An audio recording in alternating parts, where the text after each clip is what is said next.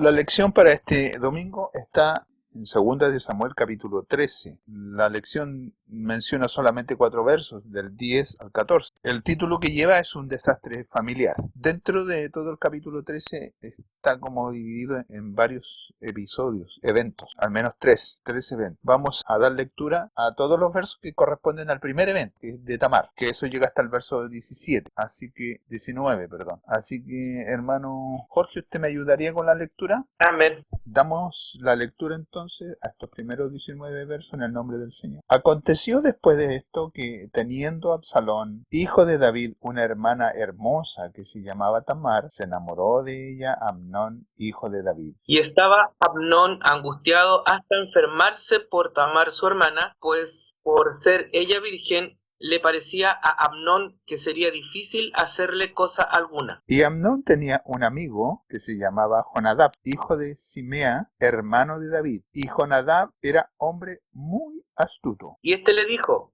Hijo del rey, ¿por qué de día en día vas enflaqueciendo así? ¿No me lo descubrirías a mí? Y Amnón le respondió: Yo amo a Tamar, la hermana de Absalón, mi hermano. Y Jonadab le dijo: acuéstate en tu cama y finge estar enfermo. Y cuando tu padre viniere a visitarte, dile: te ruego que venga mi hermana Tamar para que me dé de comer y prepare delante de mí alguna vianda, para que al verla yo la coma de su mano. Se acostó, pues, Amnón y fingió que estaba enfermo. Y vino el rey a visitarle. Y le dijo Amnón al rey: Yo te ruego que venga mi hermana Tamar y haga delante de mí 2 hojuelas para que coma yo de su mano. Y David envió a Tamar a su casa diciendo: ve ahora a casa de Amnón tu hermano y hazle de comer. Y fue Tamar a casa de su hermano Amnón, el cual estaba acostado. Y tomó harina y amasó e hizo hojuelas delante de él y las coció. Y tomó luego la sartén y la sacó delante de él, mas él no quiso comer. Y dijo a Amnón: echad fuera de aquí a todos. Y todos salieron de allí. Entonces Amnón dijo a Tamar: trae la comida a la alcoba, para que yo coma de tu mano. Y tomando Tamar las hojuelas que había preparado, las llevó a su hermano Amnón a la alcoba. Y cuando ella se las puso delante para que comiese, asió de ella y le dijo: ven, hermana mía, y acuéstate conmigo. Ella entonces le respondió: no, hermano mío, no me hagas violencia, porque no se debe hacer así en Israel. No hagas tal vileza. Porque ¿a dónde iría yo con mi deshonra? Y aún tú serías estimado como uno de los perversos en Israel. Te ruego pues ahora que hables al rey, mas él no me negará a ti. Mas él no la quiso oír, sino que pudiendo más que ella, la forzó y se acostó con ella. Luego la aborreció Amnón con tan grande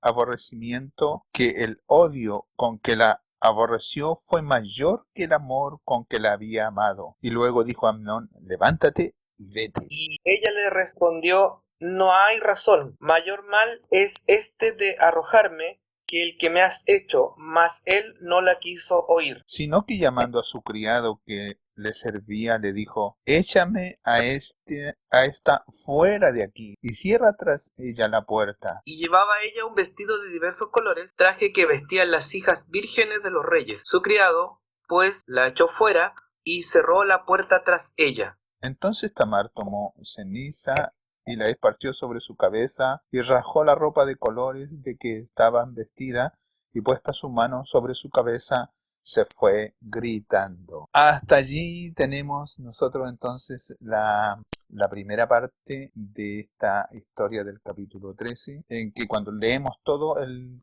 capítulo vamos a ver que hay varios personajes que aparecen involucrados en toda esta historia. Los nombres ya los tenemos a la vista. El primero es Amnón. Está Tamar. Aparece entre comillas, amigos, Jonadab, que es su primo. Más adelante va a aparecer David. Y tenemos los personajes secundarios, yo le llamo así, que son los criados. El criado que la echa fuera a Tamar, y después los criados que cometen el homicidio de Amnón.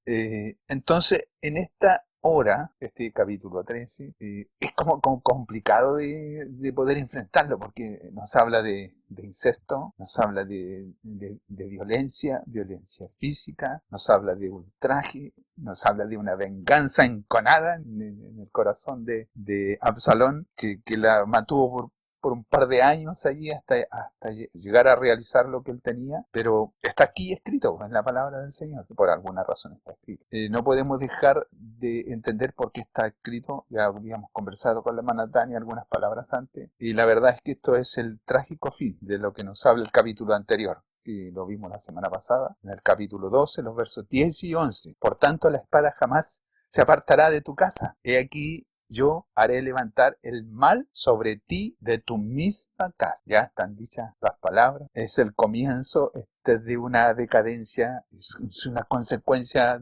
devastadora de un pecado tal vez individual de David y Betsabé, pero a la vez afectó corporativamente a su familia, y vamos a ver que tiene consecuencias desastrosas sobre la nación. Entonces la importancia de este capítulo tal vez no es en sí lo que a simple vista resalta y que nos salta a la cara, que parece aberrante, es que esta transgresión es una ofensa directa a Dios, más que la transgresión personal de cada uno de ellos, porque es una ofensa a un Dios santo, y partiendo de eso, hay situaciones que son destructivas, que van más allá del pecador que cometió la acción.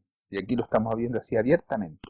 El que cometió la acción, tal vez podríamos decir Amnón el que está cometiendo falta, pero ¿de dónde viene todo esto? Viene de un trasfondo, como lo hemos dicho, de una tragedia, de un pecado anterior, de una semilla que fue plantada en medio de la familia de David. Él como padre, su identidad parental sobre sus hijos, porque probablemente hayan tratado de mantener muy oculto esto, pero el círculo interior de ellos, de familia, a lo mejor sus hijos todos conocían lo que había hecho. Es más, cuando después lo vieron que se casó con esta mujer, ya tiene que haberse preguntado qué pasó, de dónde salió esta mujer, cuál fue la historia, cómo se conocieron, es lo que nosotros preguntamos hoy día a los matrimonios que no conocemos. Entonces, aquí hay un fondo oscuro, una cajita oscura que tal vez David no contó toda la historia, o sí la sabía. Entonces ya hay una semilla ahí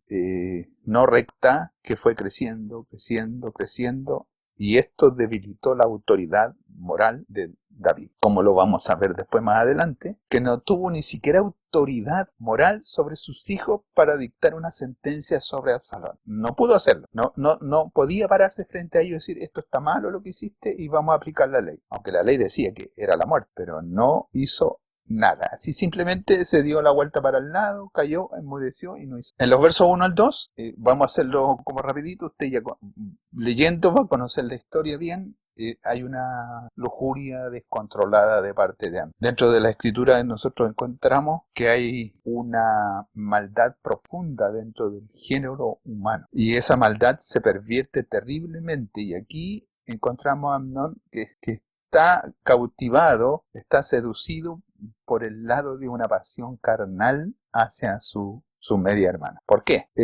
Ellos como familia todos tenían una apariencia hermosísima, eran todos, podríamos decir casi perfectos. David era muy hermoso entre todos, y sus hermanos también eran muy hermosos, y por lo tanto su descendencia, sus hijos, aquí Tamar, dice la escritura ahí uno de los versos, que era hermosísima, era muy hermosa a simple vista. Entonces, esta lujuria sin freno, o sea, aquí hay algo. Primero, ¿por qué empezó a suceder esto? Amnón empezó a albergar ciertos pensamientos, ciertos deseos, ciertas pasiones que traspasaron la barrera de lo permitido, de lo legal. En su mente, traspasó todo lo que iba a hacer que pensaba hacer con su media hermana, él ya lo había pensado en su mente. Había algo, y esto le empezó, aquí dice, la misma escritura dice, lo empezó a consumir. Pensaba todos los días en la tontera, estaba ahí todos los días. Dice la escritura que hasta ni comía porque se enflaqueció, uno de los versos. Entonces no era un pensamiento así que vino y se fue, sino que algo que se le albergó, se le metió, y él como hombre no podía escapar de eso que se había apoderado de él. Esta obsesión, esta forma idolátrica, esto que le consumía el alma, esto que le nublaba el juicio porque no estaba pensando bien. Y este tema de las pasiones desenfrenadas, de verdad que es algo muy complicado cuando se le da cabida y se abre. Es algo que no deja al ser humano, al hombre ni a la mujer pensar. Hay matrimonios bien constituidos que en algún momento dado aparece una tercera persona, ya sea hombre o mujer, y de repente todo se acaba así, de un momento a otro. Y se acabó y ya no hay vuelta. ¿Qué pasó? Ahí está lo que está dentro del alma. En los versos 3 al 5 vemos que hay otro como impas dentro de esta escritura que aparece entre comillas, amigo astuto, primo, confidente, en el que le contaba la pasión que tenía, se la contaba a Jonadab. Esto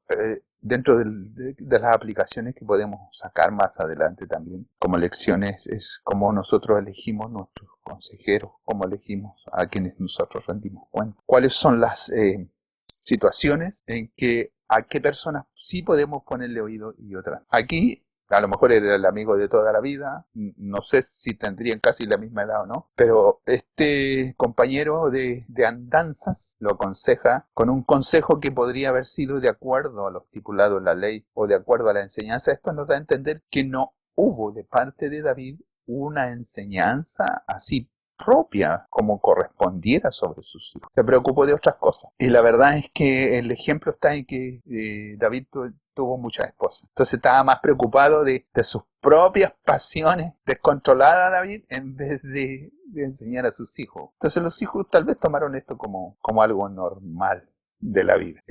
Pero la Escritura nos habla repetidamente acerca de los peligros de los deseos controlados, descontrolados, desenfrenados. Cuando el consejo no tiene la sabiduría divina, cuando la palabra y de amistad no nos llevan a la búsqueda de Dios en santidad, la verdad es que debemos ser muy sinceros a veces de poder decir un alto. Cuando a veces pueden haber personas conocidas que nos acompañan que no son del círculo nuestro, pero que sí hemos caminado a veces durante mucho tiempo en la vida y son personas muy correctas. No hablo de esas, hablo de las que nos llevan a hacer cosas que son contra nuestros propios principios o contra nuestra propia identidad. Así, los versos 6 al 11, como están aquí descritos, describen todo este proceso de la traición, todo este proceso de engaño, este proceso de traicionar la confianza, porque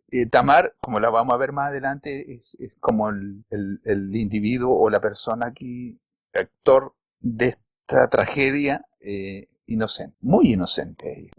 Ella no tenía ninguna cosa en doble sentido en su persona, ni siquiera se le ocurrió. Engañaron a David, a ambos lo engañaron. Entonces, aquí hay algo terrible, cuando los hijos engañan a los padres, unas lecciones que podemos empezar a aprender. Entonces, el engaño aquí en este pasaje es muy recurrente. Lo aprendió de David, de su padre y de Betsabé. Engaño tras engaño, oculto. Era algo que estaba inherente en sí mismo. Ya el verso 14 ya es como el clímax de toda esta, en que se urdió toda esta trama, en que ya el acto brutal, el acto cobarde de Amnón, en que la toma por la fuerza, dice que la engañó un poco llevándola hacia la alcoba, y cuando le va a dar, todo eso del pan, de la torta, dame de comer, eran todo mentiras abiertas, ni siquiera él quería comer, ni siquiera estaba enfermo, dice la Escritura. Era todo tan organizado para él para llevar a cabo y consumar el objeto de su lujuria. Esto es una característica muy especial del pecado. El pecado lujurioso, perverso, el deseo carnal que es saciado ilícitamente, para los cristianos deja un vacío tremendo. Y al final nos damos cuenta aquí por el mismo relato que no era un amor verdadero, sino que era un deseo egoísta, un deseo destructivo. Y este pecado, lo vamos a llamar así de esta manera, abierto, desenfrenado, lujurioso, en realidad no satisfizo ni cumplió las expectativas que él tenía. No tuvo una satisfacción duradera, sino que dejó en Amnón un profundo vacío que se convirtió así inmediatamente, en el mismo momento se convirtió en lo contrario, se convirtió en un odio tremendo sobre el objeto de su deseo. Y aquí y podríamos explorar profundamente, más en detalle, aquí el tiempo no nos permite hacerlo, acerca del objetivo de lo que es el amor, de lo que es el amor verdadero, que no busca lo suyo, que busca la satisfacción del otro. Hay muchos versos que nos hablan acerca de incentivar esto dentro de los matrimonios, dentro de los hijos con los padres, para que no exista esta persecución de que se convierta en todo lo contrario. Como ya era en sí mismo una situación que era moralmente reprochable, era intrínsecamente contra los principios divinos de poder hacer alguna resolución constante frente a esto que estaba haciendo.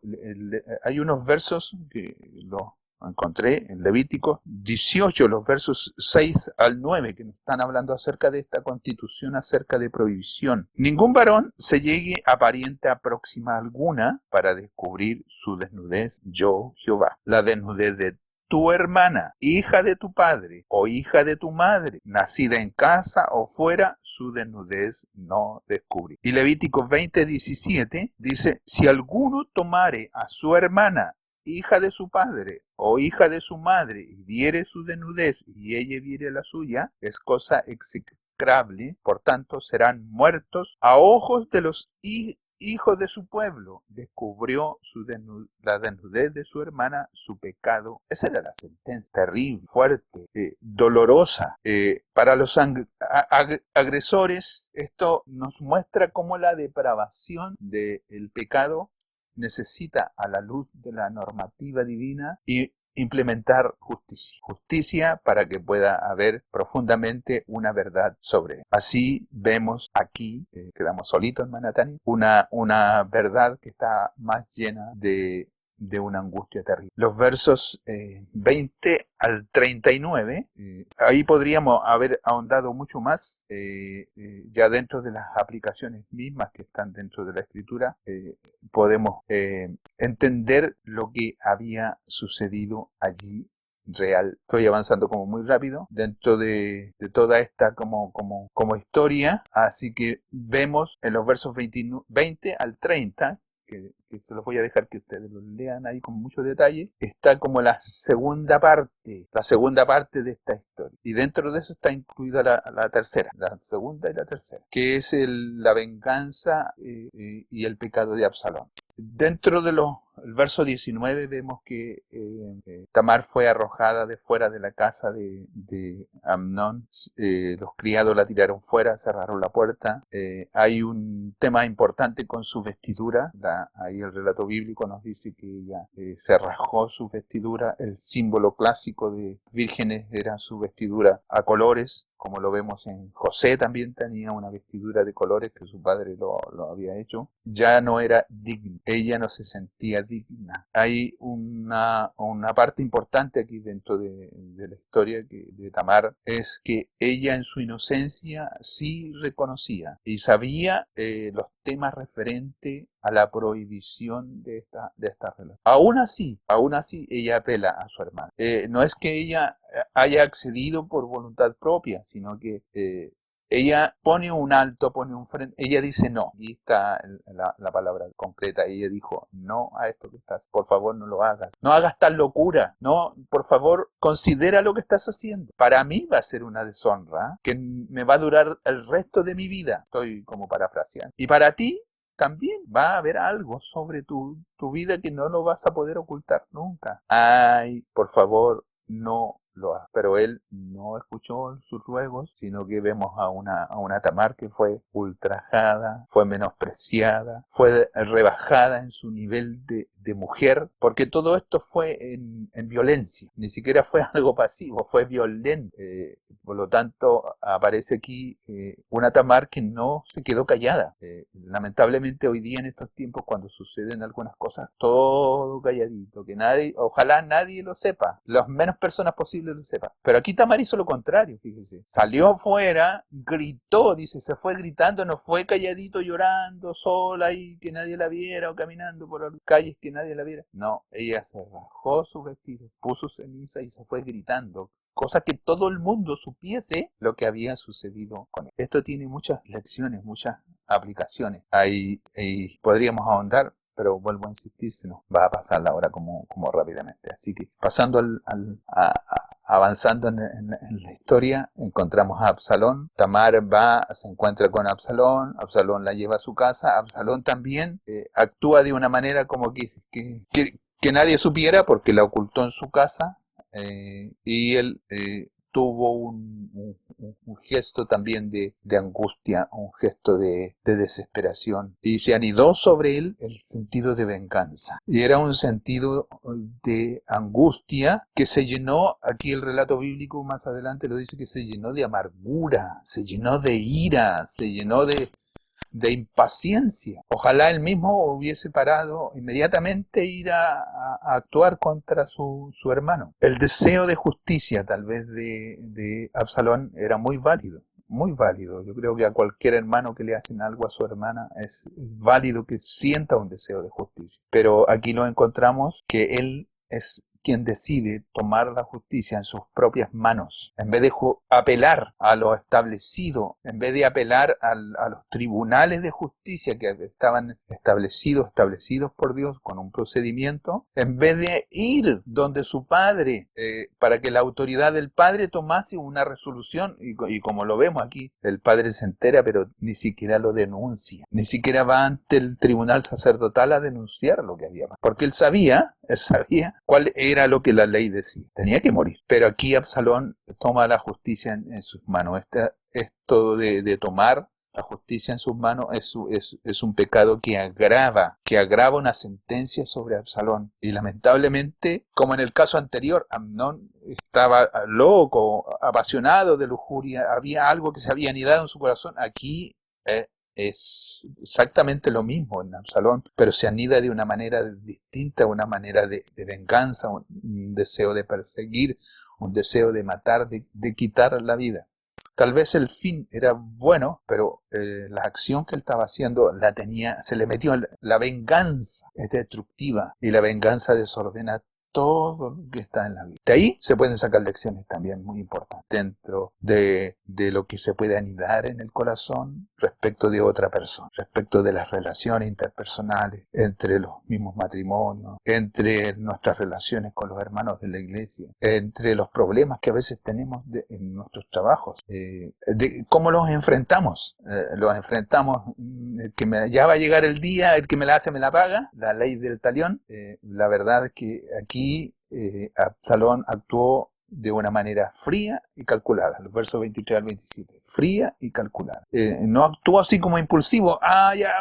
Es que fue un momento de rabia o un momento que la ira se me vino así. Fue sistemático en anidar y albergar su odio y su maldad hasta consumarlo en un homicidio. Exactamente lo que hizo Amón, pero en una condición de venganza fría y calculada. Entonces, durante estos 2 años, su silencio se fue como una cuna para ir albergando esta ira profunda, un espíritu implacable. Actuó fría y calculadamente, ordenando todos los eventos, llamando a sus hermanos a un banquete, comunicándole que vaya también David, porque a lo mejor quería hacerlo delante de David, pero David, a lo mejor aquí no sabemos, podemos especular algunas cosas, por qué David no fue al banquete. Probablemente presagiaba algo y él quería simplemente lavarse las manos de lo que sucediera, no lo sé, pero aquí la escritura no nos relata el por qué no fue. Nos advierte este pasaje de Absalón de albergar en nuestros corazones algún mal, alguna ira que no hemos procesado, alguna diferencia que hemos tenido con alguien en el pasado, pero que está ahí quietita. Hay un resentimiento que se arraiga en nuestros corazones. Bueno, al final la lección es esta, aprender que todos estos pecados que están ahí presentes, el ser humano se apropia de estas cosas, la debilidad humana da a luz todas estas cosas. Y el tercer evento que está aquí dentro del relato bíblico, que está en el verso 21, me parece, que cuando le cuentan a David, él no hace nada, es una inacción. Primero, cuando se entera de la atrocidad que hizo Amnón. David se enojó, pero no hizo nada. Es como, hizo mucha bulla, pero al final no tomó ninguna acción. Esta falta de disciplina sobre sus hijos, no tenía autoridad moral para establecer justicia, y esta inacción de David también recae sobre él una responsabilidad tremenda. Cuando se ve, esto también nos enseña a nosotros como lección, cuando vemos algo, cuando nos enteramos de algo que es aborrecible a los ojos de Dios, hay que establecer lazos de comunicación con las entidades responsables. No se puede callar, no se puede tratar en secreto, no se puede citar a las personas en un lugar X, cosa que nadie sepa. Tiene que haber un conducto donde, primero que nada, hay que resguardar al inocente, hay que resguardar al afectado y tiene que haber una restitución. Aquí David no tenía la autoridad moral para enfrentar a su hijo mayor, que era el primogénito. Amnón era el primogénito. No tenía la autoridad moral. Su conciencia de pecado, su falta de autoridad moral, sea cual fuere la razón de esta omisión, David pecó, pero de omisión, y tiene una consecuencia terrible. Porque si David hubiese actuado sobre Amnón, Absalón tal vez no hubiera hecho lo que hizo. Las consecuencias de esta inacción, de esta falta de justicia, Absalón lo vio, dijo, mi padre no hizo nada, más todavía lo hundió en la amargura, y este deseo fue creciendo, hasta que lo llevó al fratricidio. Urdir un plan detallado para quitarle la vida a su medio hermano. Eventualmente, a la luz de la palabra del Señor, a la luz de la justicia de Dios, esto es rebelión. Es rebelión contra Dios, es rebelión contra su Padre, es rebelión contra el sistema. Y a veces la justicia demorada, porque aquí había una justicia demorada que la estaba viendo Absalón, que no se había hecho nada, que como que se estaba escapando Amnón de toda recompensa sobre su acción. Esta justicia demorada corrompe todo y genera más violencia. La violencia generó más violencia, la inacción genera violencia. Ya hemos tenido casos cuando estábamos allá de cosas que se trataron de silenciar y eso genera angustia. Y tenemos a Tamar. Aquí hay que considerar especialmente a Tamar con un tema muy importante que es el personaje trágico. Es el personaje central, inocente, sobre el cual es consumada la tragedia. Es obediente, los versos 7 al 9 la presentan como una chica obediente, no tiene malicia, acata el pedido de su padre que vaya a atender a Amnón, y que en medio de todo eso ella sufre este ultraje, así lo voy a llamar. No me gusta usar la otra palabra. Voy a llamar ultraje. Y donde ella, vuelvo a repetir, le suplica, por favor no lo hagas. Es una deshonra pública, es algo que nos va a devastar a los dos. Rasga sus vestiduras, cubre su cabeza, queda desolada, abandonada, no tenía a quién recurrir. Qué terrible lo que pasó. Yo creo que así se sienten las víctimas de abuso. Sienten que su vida está destruida. Eso es lo que le pasó aquí a Tamar. ¿A dónde voy? ¿Qué hago? ¿A quién le digo? Hizo lo que la misma ley le permitía que hiciera, la voz de la víctima. Es importante, esto es un tema muy profundo que podríamos tomarlo y ver, y es un tema que hay que tratar. A veces la iglesia se silencia en todas estas cosas. Entonces esta historia es un recordatorio de que todos los pecados de abuso dejan cicatrices profundas en las víctimas. Afectan su dignidad, afectan su estabilidad emocional y muy posiblemente afecten su futuro si no hay una intervención profunda, una sanidad interior. Un abuso de esta manera sobre alguien, sobre una persona, hombre, mujer, niño, lo que sea, jamás se le va a olvidar en su mente. Lo va a acompañar durante toda la vida. Lecciones que aprender, cómo debemos cuidar a nuestros jóvenes, a nuestros niños, las situaciones, las miradas.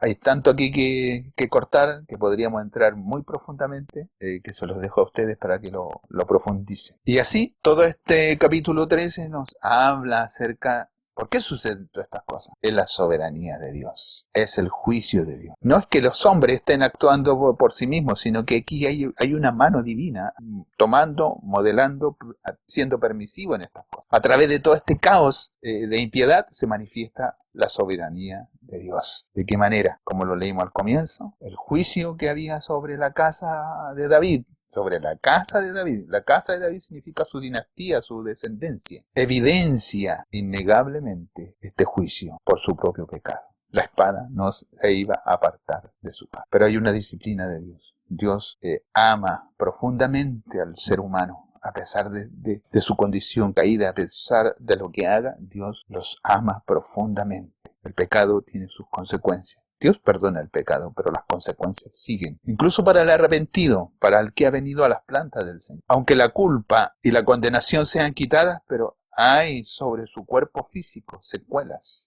Por ejemplo, un drogadicto que se haya drogado y el Señor obra en él profundamente. En su cuerpo físico hay consecuencias. Dios puede hacer una restauración tanto emocional, exterior, en su alma, y también puede restaurar su cuerpo físico, pero su cuerpo físico igual va a sufrir consecuencias a causa del abuso que él hizo en su cuerpo. Así, hoy día, en este tiempo, ya haciéndolo bien cortito, este estudio bíblico, podremos aprender algunas lecciones. Sobre todo, tenemos que guardar nuestro corazón como una lección profunda. Los peligros de la lujuria y de los deseos desenfrenados.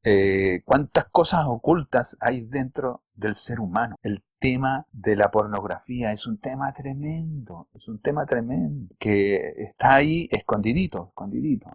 Proverbios 4:23. A ver, alguno así rapidito que me lo lea, por favor. Proverbios 4:23. La batalla sobre estos peligros comienza en la mente y en el corazón. Proverbios 4:23. En el nombre del Señor. Sobre toda cosa guardada, guarda tu corazón, porque de él mana la vida. Amén. Hermano Jorge, búsqueme más adelante, se lo voy a pedir, 1 Corintios 6:18. Proverbios 4:23, sobre toda cosa guardada, guarda tu corazón. ¿Por qué? Porque de él mana la vida. La vida está en el corazón. Si nuestro corazón es perverso, la vida es cortada, es quitada. Amnón no controló sus pensamientos, dio rienda suelta a lo que él tenía y escuchó lo que su mismo corazón perverso le estaba diciendo que hablara. Y el verso que va a leer nuestro hermano nos habla acerca de huir de la tentación. Huir de la fornicación. Cualquier otro pecado que el hombre cometa está fuera del cuerpo, más el que fornica contra su propio cuerpo peca. Hay pasajes en la Escritura que nos hablan acercamente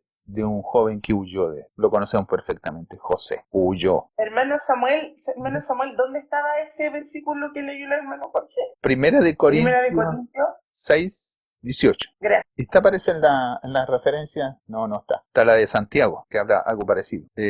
Debemos, entonces, en esta ocasión, huir de todo lo que es la tentación. También es un tema muy profundo acerca de conocernos a nosotros mismos y de cómo nos relacionamos con los demás. Que nuestra mirada sea sana, que los hermanos miren con mirada santa a las hermanas, a los jovencitos. Hay todo un tema ahí que podríamos explayar. Y debemos entender que el alcance de la naturaleza destructiva de todos estos pecados relacionados con la inmoralidad del cuerpo. No es un pecado pequeño. Tal como el pecado de David y de Betsabé es una ofensa contra Dios. No es que transgredamos las reglas, no es que demos satisfacción a nuestros deseos pecaminosos, sino que debemos entenderlo que es una grave ofensa a Dios. Es una ofensa si lo cometemos contra otras personas, contra nuestro prójimo. Y por último, aquí este verso que leyó el hermano dice, es contra nosotros mismos, es con la naturaleza misma que Dios creó el ser humano. Dios está actuando de una manera profunda, sobre todo los que han conocido al Señor, que somos templos del Espíritu Santo. Entonces las consecuencias emocionales, las consecuencias espirituales y las relaciones son realmente inmensas, las consecuencias de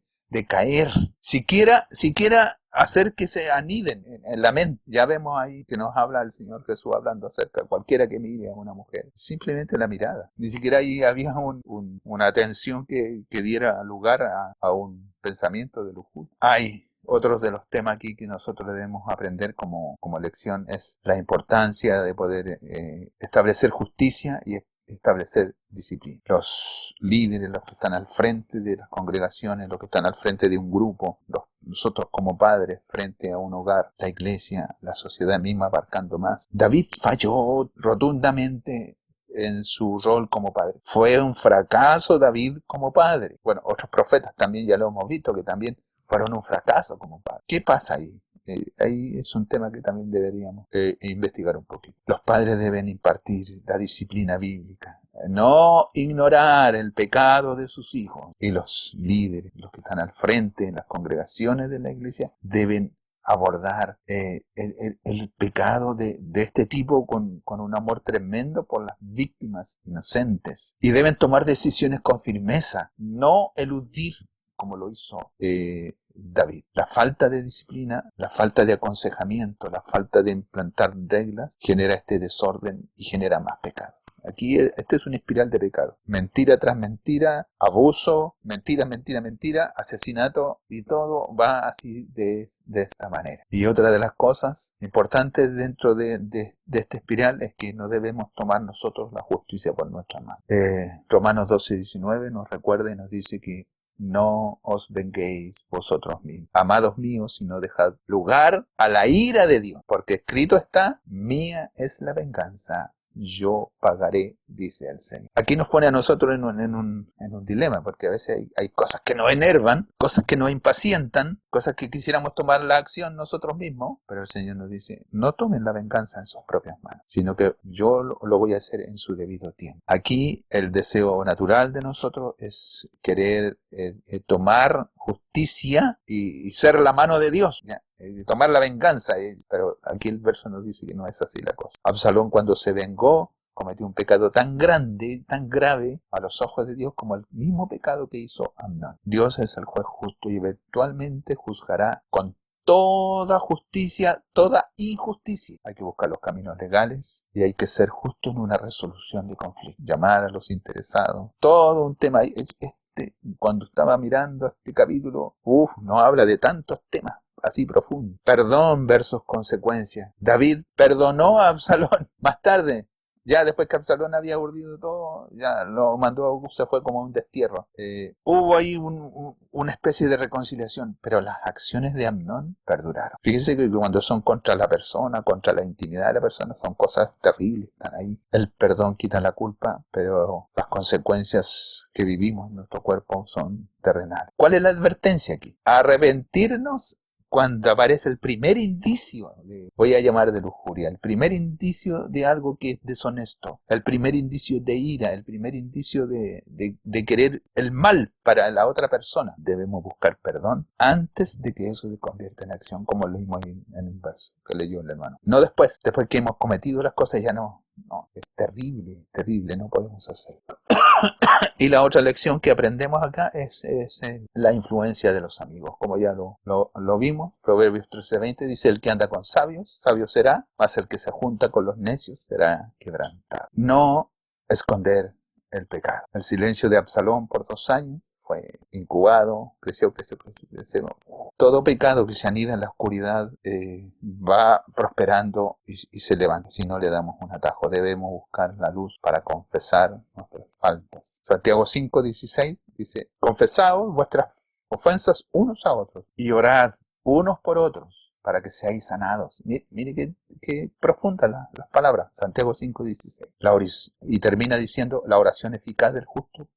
Así entramos en el final ya casi de esto y poder entender que tiene que haber un consuelo tremendo para todos los que han sufrido. Este pasaje valida el dolor y valida la ira, pero nos recuerda que Dios se preocupa por los oprimidos. Dios está presente. Aunque la justicia humana puede fallar, pero la justicia divina tarde o temprano prevalecerá. Por eso que ahí habla en la referencia, hay una referencia en el expositor de Apocalipsis, léala ahí, que habla acerca de que los eventos de la vida están escritos en un libro. Pero la soberanía de Dios está en medio de todo este dolor. Los eventos narrados aquí son terribles, pero Dios está obrando su plan. Esto no excusa el pecado, y no es que Dios sea el autor del pecado al permitir los eventos de las personas, sino que en los valles más oscuros del ser humano, Dios sigue siendo soberano y puede redimir todas las situaciones de la vida. Así, todo lo feo del pecado que nos refleja esto es cuando lo leí la primera vez, es como repulsivo leer este capítulo, pero nos muestra la realidad cruda del ser humano, lo feo del pecado y que las consecuencias son destructivas. Y sobre todo cuando el origen de todo esto es en un hombre que es conforme al corazón de Dios. No, me cuesta conciliar eso. Y el pecado puede infiltrarse y puede causar estragos tremendos. Esta historia de Amón, Tamar, Absalón y David nos muestra sobre lo perverso que es la lujuria. No es que apele solamente a una pasión baja del ser humano, sino que es perverso frente a los ojos de Dios. Y que no haya acción sobre esto es fatal, es devastación. Aquí condujo al incesto, condujo al homicidio y a la venganza personal. Terrible todo lo que sucede. Primero, porque David cometió su falta. Una sentencia sobre la casa y Amnón permitió que estos deseos estuviesen sobre él. Más allá de esta tragedia, el capítulo nos llama a nosotros a ser prudentes, nos llama a la santidad, a ser vigilantes en nuestro corazón y a tener responsabilidades en el rol en que estemos de jerarquía. Debemos buscar justicia y debemos rechazar la venganza. Todas las decisiones que conducen al pecado pueden afectar a una generación y pueden repercutir en la ciencia. ¿Cómo podemos romper esta secuencia del pecado? Es ser obedientes a la palabra del Señor y confiar en su justicia. Así que, muy resumido, hemos hecho este estudio. Hay uno más detallado por ahí, si tienen oportunidad de escucharlo, donde podemos examinarnos a nosotros mismos a la luz de la palabra del Señor. Así que espero que les sirva de pauta para sus clases y que el nombre del Señor sea sobre nosotros. Así que vamos a terminar con una oración. Las preguntas las dejamos para después. El hermano Jorge, si nos despide con una oración, por favor. Amén, oramos. Eterno buen Dios, Padre de misericordia, gracias le damos, amado Dios, por estos minutos que hemos podido escuchar y compartir de su palabra, preparándonos para la escuela dominical del día domingo. Rogamos que usted a través del Espíritu Santo nos capacite, nos dé de su gracia y nos dé esa capacidad de buscar en esta lección lo que podamos compartir en cada una de las clases. Bendíganos, Padre amado, porque lo necesitamos para poder tener la claridad suficiente para estudiar su palabra. Su bendición se la imploramos a través de Jesucristo, nuestro Salvador. Amén.